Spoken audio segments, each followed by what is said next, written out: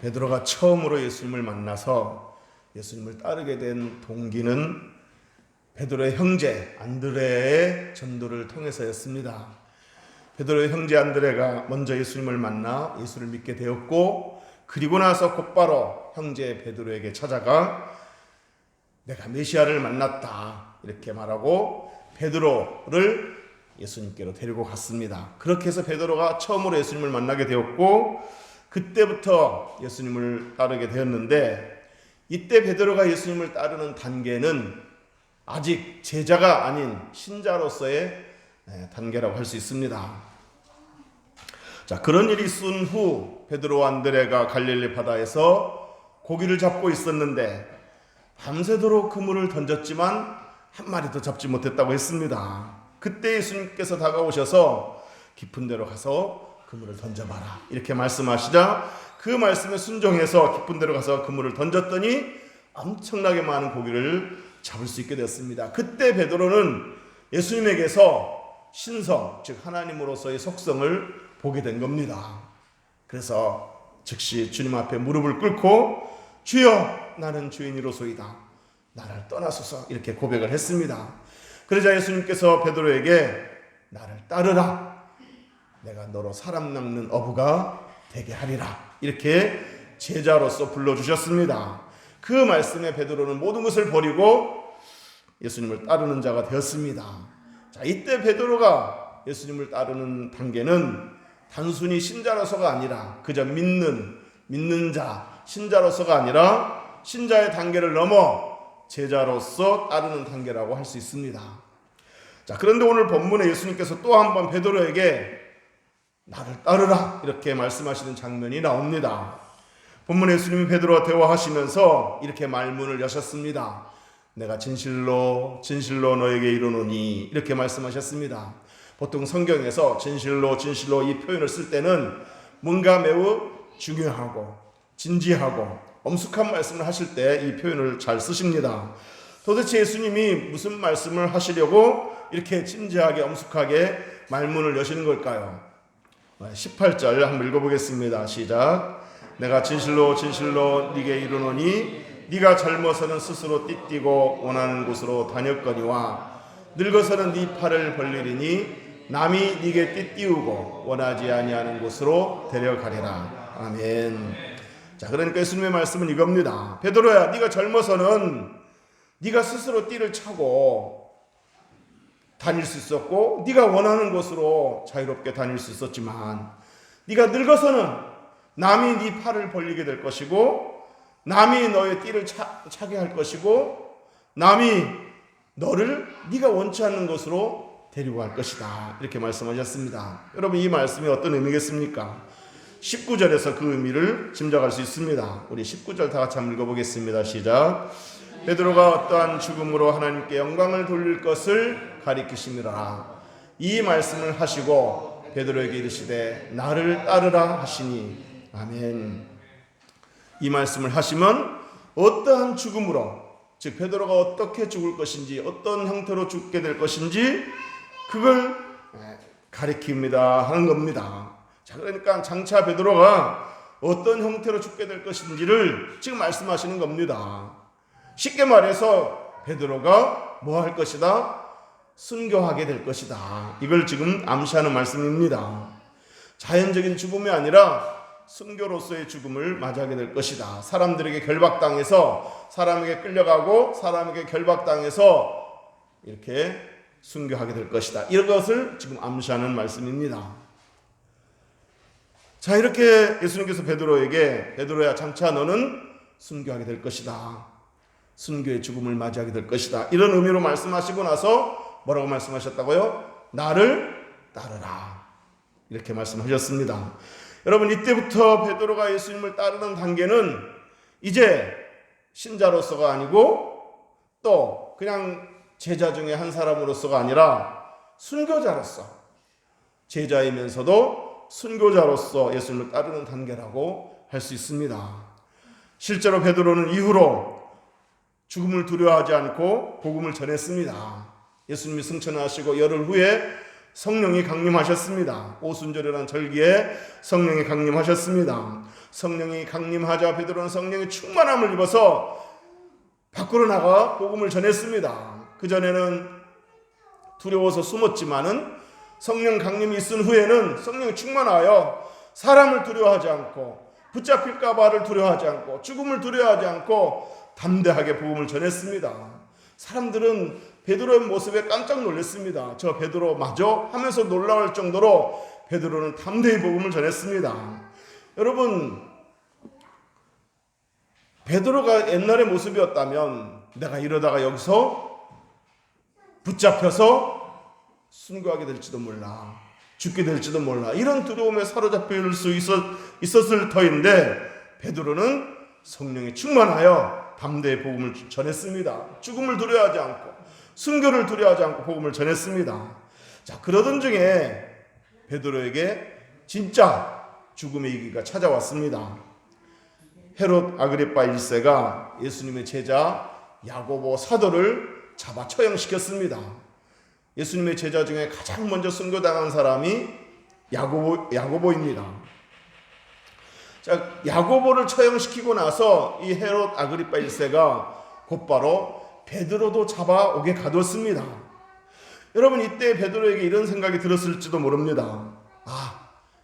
전에 예수님이 말씀하신 그 순교, 이제 때가 됐나 보다. 내가 이 감옥에서 순교하게 될 수도 있겠구나. 이런 생각을 가질 수 있었을지도 모릅니다. 그런데 이때 베드로는 하나님의 도우심으로 또 극적으로 살아 돌아왔습니다. 감옥에서 순교하지 않고 살아 돌아왔습니다. 베드로는 하나님께서 나를 살려주신 것은 더 복음을 전하라고 하는 거구나. 내게 사명이 남아있기 때문에 내가 순교하기로 작정되어 있지만 주님께서 말씀하신 대로 나는 순교하겠지만은 아직 사명이 남아있기 때문에 더 일을 하라고, 복음을 전하라고 또 이렇게 기회를 주신 거구나, 이렇게 생각하고 또 담대하게 사명의 길을 걸어갔을 겁니다. 자, 그러면 베드로는 언제, 예수님 말씀하신 대로 언제 어떻게 죽음을 맞이했을까요? 여러분, 성경에는 베드로의 죽음에 대한 기록이 없습니다. 예수님께서 분명히 너는 순교하게 될 거다 이렇게 말씀하셨는데 베드로가 어떻게 순교했는지 그 기록은 성경에 없습니다. 다만 당시 그 문헌, 교회사가라든지 교회 역사가 이런 혹은 교부들, 이런 사람들의 문헌에 베드로가 순교했다는 기록들이 있습니다. 로마의 교회 감독 클레멘트가 고린도 교회 성도들에게 보낸 서신 클레멘트 일서가 있는데 거기에 보면 베드로는 바울과 함께 로마에서 순교당했다는 기록이 나옵니다. 그런가 하면 교부 터툴리안도 베드로가 폭군 네로 황제에 의해서 십자가에 처형당해서 순교했다는 기록이 나옵니다. 그리고 고대 역사가 유세비우스는 베드로의 순교를 아주 구체적으로 기록을 했습니다. 뭐냐면 베드로가 로마에서 이렇게 복음을 전하다가 붙잡혀 십자가에 처형을 당할 때 그가 자청해서 나를 거꾸로 십자가에 매달아 주십시오 라고 말했다고 합니다. 베드로가 십자가에 처형당할 때 주님이신 예수께서, 나의 주님이신 예수님께서 바른 자세로 처형되었는데 나 같은 사람이 어떻게 주님처럼 바른 자세로 처형당할 수 있겠습니까? 나는 거꾸로 매달아 주옵소서 하고 부탁을 해서 자청해서 거꾸로 십자가에 매달려 처형됐다고 합니다. 자, 그리고 베드로 행전이라는 외경이 있는데 이 외경에 이런 이야기가 기록되어 있습니다. 베드로가 네로 황제의 박해를 피해서 로마를 떠나 도망가고 있었는데 그 도망치는 길에 예수님을 만납니다. 환상 중에 예수님을 만납니다. 그때 베드로가 예수님께 물었습니다. 쿠오바데스 도미네, 이렇게 물었습니다. 이 말은 라틴어로 주여 어디로 가시나이까, 이런 뜻입니다. 그래서 예수님께서 네가 십자가를 지지 않으려고 하니 내가 다시 십자가를 지기 위해서 로마로 간다. 네 대신 로마로 간다. 이렇게 말씀하셨다는 겁니다. 이 말씀을 들은 베드로는 주님 제가 잘못했습니다 하고 다시 로마로 가서 로마에서 복음을 전하다가 거기서 붙잡혀 십자가에 처형되는데 거기서 십자가에 거꾸로 매달린 채 처형당했다는 기록이 있습니다. 자, 이처럼 여러 기록들이 예수님의 예언대로 베드로가 순교당했다고 증언을 하고 있습니다. 자, 이처럼 이렇게 해서 베드로는 예수님께서 장차 너는 순교하게 될 것이야 라고 말씀하시면서 나를 따르라 이렇게 말씀하신 그 예수님의 말씀대로 그는 순교자로서 예수님을 따르는 그 제자가 되었습니다. 자, 여러분, 무엇이 이것을 가능하게 만들었겠습니까? 무엇이 베드로로 하여금 주님을 따르되 죽기까지 따르게 했으며 무엇이 베드로로 하여금 죽음의 두려움을 이기고 기꺼이 순교의 길을 걸어가게 만들었겠습니까? 그건 바로 베드로가 성령에게 이끌림을 받았기 때문입니다. 자, 그러니까 베드로 자신의 힘이 아니라 성령의 충만함을 입어 성령께 이끌림을 받았기 때문입니다. 여러분, 전승에 의하면 초대교회 당시 많은 기독교인들의 박해를 받고 또 많은 기독교인들이 예수 믿는다는 이유로 이렇게 순교를 당했는데, 전승에 의하면 많은 기독교인들이 순교를 당할 때에 성령께서 장차 누리게 될 하늘의 영광을 미리 보여줬다고 합니다. 순교 당하기 전날 그 하늘의 찬란한 영광, 그 아름다운 그 하늘의 영광을 미리 보여줬다고 합니다. 그래서 순교자들은 그 하늘의 영광을 보고 나서 그 하늘의 영광에 취해서 하늘의 영광에 휩싸여서 죽음의 두려움을 이기고 기꺼이 순교의 길을 걸어갔다고 합니다. 여러분, 스데반이 순교당했을 때를 한번 생각해 보시면 잘 아실 수 있습니다. 스데반이 순교당하기 직전에 성령이 충만해서 하나님의 영광을 보았다 그랬습니다. 사도행전 7장에 보면은 스데반이 성령 충만하여 하늘을 우러러 주목하여 하나님의 영광과 및 예수께서 하나님 우편에 서신 것을 보고 그랬습니다. 스데반이 순교당하기 직전에 많은 그 박해자들이 돌을 던지기 전에 돌무덤에 죽기 직전에 하늘을 우러러 주목해서 보았다 그랬습니다. 성령이 충만해서 하늘을 우러러 주목해서 봤는데 거기에 하나님의 영광이 가득했고 무엇보다도 예수님이 하나님 우편에서 다 서 계신 것을 보았다 그랬습니다. 그때 이 스데반이 뭐라고 말했습니까? 말하되 보라, 하늘이 열리고 인자가 하나님 우편에 서신 것을 보노라. 여기서 인자는 예수님을 말합니다. 하늘이 열리고 예수님이 하나님 우편에 서신 것을 내가 보고 있노라. 이렇게 말했습니다. 자, 이처럼 성령께서 스데반에게 하늘을 열어주시고 눈을 열어주시니까 스데반이 하늘의 영광을 보게 되었고 무엇보다 예수님이 하나님 우편에 서신 것을 보게 된 겁니다. 하나님 우편에 서서 스데반아 조금만 참으라. 조금만 참으면 이제 나 있는 이 찬란한 아름다운 곳에 들어오게 될 것이다. 이렇게 응원을 하신 겁니다. 그 응원을 스데반이 보면서 돌에 맞아 순교를 한 겁니다. 자, 그러니까 스데반 자신의 힘으로가 아니라 성령의 충만함을 입고 하늘의 영광에 휩싸여서 무엇보다도 예수님이 응원하시는 그 응원에 힘입어서 그는 죽음을 두려워하지 않고 순교의 길을 걸어간 겁니다. 여러분, 예수님이 이렇게 스데반을 응원하셨을 때 하나님 보좌 우편에 앉아서 응원했다고 그러지 않았습니다. 성경에 보면 하나님 우편에서 서 계셨다 그랬습니다. 보통 우리가 하나님 보좌 우편에 앉으사 그렇게 고백하잖아요. 하나님 보좌 우편에 앉으셨다 이렇게 고백하잖아요. 그런데 여기 사도행전에서는 하나님 보좌 우편에 서 계셨다는 거예요. 그러니까 예수님이 스데반을 응원할 때 그냥 앉아서 응원한 것이 아니고 서서 스데반아 조금만 참아라 하고 응원하신 겁니다. 그 응원에 힘입어서 스데반은 죽음을 두려워하지 않고 담대하게 순교할 수 있었던 겁니다. 자, 그런데 여러분, 베드로가 이렇게 담대하게 순교할 수 있었던 또 하나의 이유가 있습니다. 다시 베드로 이야기로 돌아와서 베드로가 이렇게 담대하게 순교를 했는데, 베드로가 성령의 충만함을 입어 순교를 했는데, 베드로가 이렇게 담대하게 순교할 수 있었던 또 다른 이유는 뭐냐면, 순교가 영광이 된다는 것을 알았기 때문입니다. 오늘 본문에 보면 예수님께서 베드로의 죽음을 예언하셨을 때 죽음을 뭐라고 표현했습니까? 죽음이라고 표현하지 않으시고 영광이라고 표현하셨습니다. 19절 우리 다 같이 한번 읽어보겠습니다. 시작.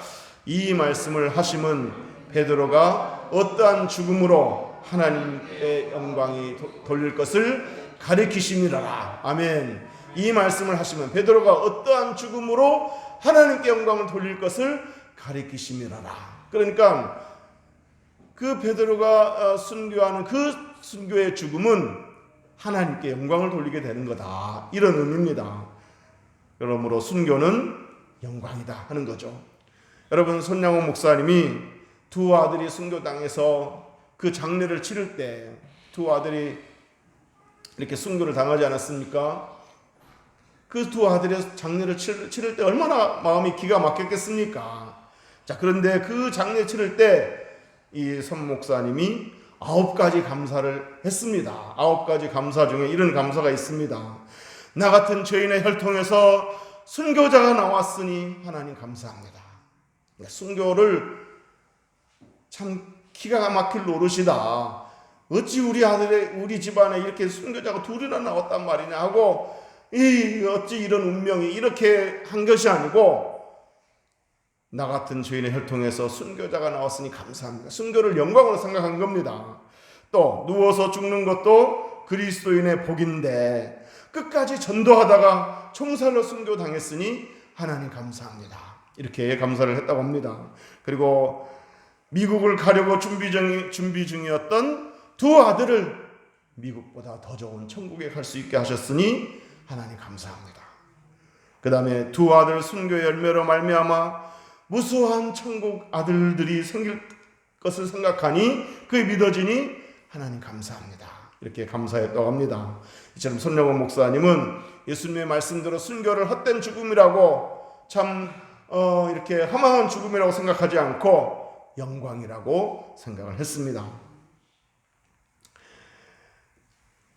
자, 오늘 본문의 그 내용은 예수님이 십자가에서 죽으시고 나서 3일 만에 부활하신 후에 베드로와 나눈 대화 내용입니다. 그럼 이전에 베드로에게 어떤 일이 있었겠습니까? 예수님이 십자가를 지던 날 베드로에게 무슨 일이 있었습니까? 우리가 잘 아는 대로 베드로는 죽는 것이 두려워서 예수님을 3번이나 부인하고야 말았습니다. 자, 그런데 예수님은 베드로가 3번 부인할 것을 다 아셨습니다. 그래서 요한복음 13장에서 예수님께서 이렇게 말씀하셨습니다. 베드로에게 지금은 따라올 수 없으나 후에는 따라오리라. 지금은 어느 때를 가리키는 거겠습니까? 죽는 것이 두려워서 3번이나 예수님을 부인할 때 그때의 상황을 말하는 겁니다. 그러나 후에는 따라오리라. 후에는 어느 때를 말하는 거겠습니까? 성령의 강림이 있은 후 담대하게 복음을 전하다가 나중에 이제 로마에서 붙잡혀 십자가에 거꾸로 매달려 죽는 그 순교를 의미하는 겁니다. 실제로 베드로는 예수님이 십자가를 지시던 날 죽는 것이 두려워서 대제사장의 뜰에서 예수님을 3번이나 부인했지만 오순절 성령 강림 후에는 죽음을 두려워하지 않고 복음을 전했고 결국 주님을 위해 순교하기를 마다하지 않았습니다. 그래서 로마에서 십자가에 거꾸로 매달려 순교하기까지 예수님을 따르는 제자가 되었습니다. 지금은 따라올 수 없으나 후에는 따라오리라. 이 말씀이 저에게 참 큰 위로가 됩니다. 저와 여러분이 지금은 부족하지만 후에는 순교하기까지 주님을 따라가는 제자가 될 수 있기를 간절히 소원합니다. 꼭 순교까지는 아니더라도 순교적인 각오로 주님을 따라가는 제자가 될 수 있기를 주의 이름으로 축원합니다. 주님이 베드로를 기다려 주셨던 것처럼 지금은 네가 형편없는 모습이지만 후에는 네가 정말 성장해서 큰일을 하게 될 것이다 라고 그때를 기다려 주셨던 것처럼 저와 여러분을 기다려 주시고 나아가 주님이 베드로에게 순교까지도 감당할 수 있는 힘을 주셨던 것처럼 저와 여러분에게도 주님을 위해서 뭔가를 위해 큰 일을 감당할 수 있는 그런 은혜를 주시기를 간절히 소원합니다. 그리하여 지금은 우리가 감당할 수 없는 것들을 후에는 많은 부분들을 감당할 수 있게 되기를 주의 이름으로 축복합니다. 꼭 순교가 아니더라도 지금보다 더 큰 일들을 감당하는 저와 여러분이 될 수 있기를 주의 이름으로 축복합니다. 오늘 설교 제목이 너는 너의 길을 가라 이렇게 정했는데, 사실 오늘 설교에서 제가 정말 하고 싶은 얘기는 지금부터입니다. 간략하게 짧게 이 부분을 나누도록 하겠습니다. 여러분, 예수님이 베드로에게 너는 장차 순교하게 될 것이야 이런 의미로 말씀하셨을 때 베드로의 반응이 무엇이었습니까? 너는 장차 순교하게 될 거야 이렇게 말씀하셨을 때 베드로가 어떤 반응을 보이셨습니까? 베드로는 순간적으로 옆에 있는 제자를 봤습니다. 옆에 있는 제자, 우리 20절 한번 읽어보겠습니다. 시작. 베드로가 돌이켜 예수님께서 사랑하시는 그 제자가 따르는 것을 보니 그는 만찬석에서 예수의 품에 의지하여 주님을 파는 자가 누구오니까 묻던 자더라. 아멘. 자, 베드로가 돌이켜, 그러니까 너는 장차 순교하게 될 거야 이런 의미로 말씀하셨을 때 베드로가 돌이켜서 옆에 있는 제자를 봤다 그랬습니다. 근데 그 옆에 있는 제자는 예수님께서 사랑하시는 제자다 그랬습니다. 그리고 최후의 만찬석에서 이 중에서 나를 팔 자가 있다라고 말했을 때 여기저기서 주님 누굽니까? 납니까? 이렇게 물었을 때 이렇게 예수님 옆에서 기대고 있다가 예수님 옆에 기대고 있다가 주님 접니까? 이렇게 물었던 자라는 거죠. 그 예수님 옆에서 기대했던 자가 누구겠습니까? 요한입니다. 요한. 예수님께서 사랑하시는 제자. 그러니까 요한복음을 쓸 때 요한이 요한복음을 쓸 때 자기를 그렇게 표현한 거예요. 예수님께서 사랑하시는 제자. 이름을 안 쓰고 요한이라고 안 쓰고 예수님께서 사랑하시는 제자 이렇게 표현을 한 거예요. 자, 여기서도 요한인데 요한복음에서 자기가 자기 이름을 말하지 않고 이렇게 표현을 한 거예요. 예수님께서 사랑하시는 제자. 자, 그러니까 예수님께서 베드로에게 너는 장차 순교하게 될 거야 이런 의미로 말씀하셨을 때 순간 베드로는 돌이켜서 요한을 바라본 거야. 그러면서 이런 질문을 던졌습니다. 21절 한번 읽어보겠습니다. 시작. 이에 베드로가 그를 보고 예수께 여짜오되 주님 이 사람은 어떻게 되겠사옵나이까? 주님 이 사람은 누구죠? 요한. 이 요한은 어떻게 되겠습니까? 나는 순교할 거라고 말씀하셨는데 그럼 요한은 어떻게 하실 겁니까? 요한은 어떻게 될 겁니까? 이렇게 물어본 거예요. 여러분, 베드로는 왜 이런 질문을 했을까요? 어떤 동기로 어떤 의도로 이런 질문을 했겠습니까? 어쩌면 베드로는 은근히 서운했을지도 모릅니다. 속상했을지도 모릅니다. 인간적으로. 물론 이제 제 생각일 수도 있지만은 그래서 이런 질문을 했을지도 모릅니다. 자기 자신에게만 순교하라고 말씀하시고 이렇게 요한에게는 순교의 말씀을 안 하시니까 은근히 질투심도 생기고 또 서운한 마음, 속상한 마음도 들었을지도 모릅니다. 저도 때로는 베드로와 생각을 가질 때가 있습니다. 다른 목사님들은 참 목회할 때 목회도 순탄하고 또 잘 풀리고 참 쉽게 목회하는 것 같은데 나는 왜 이렇게 힘들게 목회하는가 싶어서 그 목사님들이 친구 목사님들이 부럽기도 하고 또 은근히 속상할 때도 있습니다.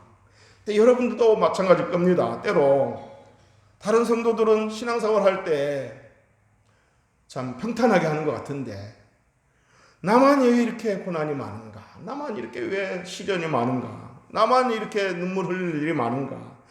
나만 힘들게 신앙생활 하는 것 같아서 속상할 때가 있었을 겁니다. 어떤 성도는 교회에서 아무것도 안 하고 편하게 교회 생활하는 것 같은데 나만 왜 이렇게 뼈빠지게 일하는가? 나만 이렇게 교회 봉사하느라고 분주하고 힘든가? 그러면서 속상할 때가 있었을 겁니다. 지금 베드로의 심정이 그러지 않나 싶습니다.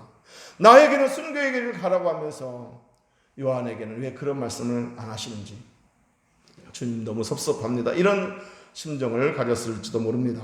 자, 그런데 여러분, 이때 예수님께서 베드로에게 뭐라고 말씀하셨습니까? 예수님께서 요한은 어떻게 되겠습니까? 이렇게 질문을 했을 때 예수님의 대답이 이겁니다. 우리 22절 읽어보겠습니다. 시작. 예수께서 이르시되 내가 올 때까지 그를 머물게 하고자 할지라도 네게 무슨 상관이냐? 너는 나를 따르라 하시더라. 아멘. 자, 이 말씀을 좀 각색해서 표현하면 이겁니다. 베드로야, 요한이 순교 당하든 말든, 내가 재림할 때까지 살아남게 하든 말든 네가 상관할 일이 아니지 않니? 이건 내 소관이야. 네가 상관할 일이 아니야. 그러니 너는 다른 사람 신경 쓰지 말고 너의 길을 가라. 너는 나를 따르라 그랬습니다. 너는 나를 따르라. 이 말은 너의 길을 가라. 너에게 주어진 길을 가라. 너에게 주어진 사명의 길을 가라.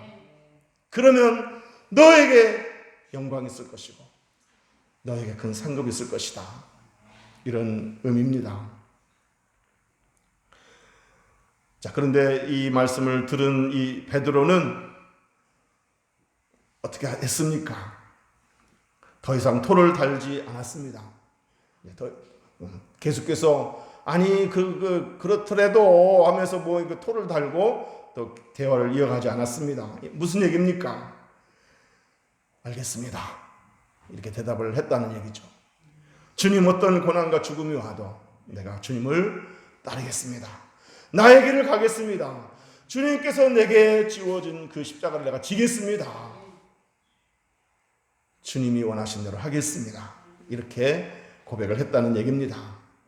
여러분, 성공적인 인생은 물론 이 땅에 살면서 많은 일을 하고 많은 업적을 남기고 이런 것도 참 중요하죠. 그러나 가장 큰 성공적인 인생은 그거라고 생각합니다. 하나님 뜻이, 나를 향한 하나님 뜻이 무엇인지를 알고 그 뜻을 향해 순종했다면 그것이 바로 성공적인 인생이고 성공적인 목회라고 생각합니다.